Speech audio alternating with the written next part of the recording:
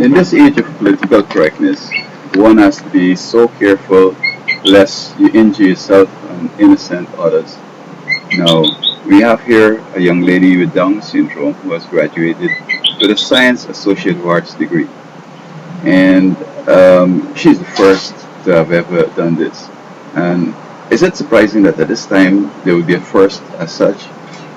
However, um, I know that she has feelings, and you just can't, embarrass people and so forth. I mean, that's aside from political correctness. But then on the other hand, people need to know their limitations. We need to tell folks that.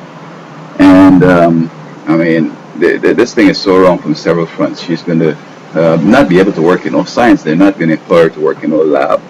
I mean, can she remember what she did in high school in first year and first days of the semester and all that stuff? I mean, with individual tutoring, you could do anything, and with the helps and you show up and you're present and you graduate, that's so wrong, because can she hold a job to pay back her student loan, and can she be working in that field? It seems to me that the previous position was that you train them enough so that they could function, they could count, they probably could cook if they have to live alone, they could, survive, they could help an elderly person if they're living with them and so forth. But this thing with scholarship, it's so wrong. We see in Chicago where a student killed others, a professor killed others, and these people don't have a Down syndrome, but to me, they got into a position that is beyond their capacity. This professor who shot up her colleagues and so forth, I think her tenure was about to be terminated, and she felt like maybe she's not going to get a next one.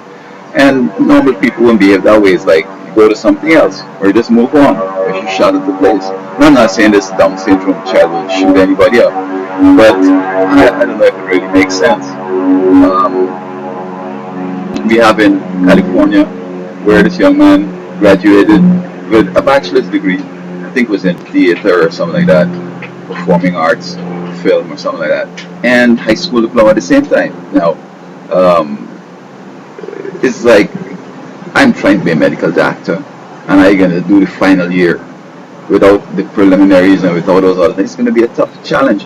And college is supposed to be based on your high school. In other words, you finish high school, that's required, and then you go on, because you have to write papers. And in the first year in high school, you can't write no paper. Your English is not even right. Your composition is not correct. So as a people, we have to decide what we really want to do.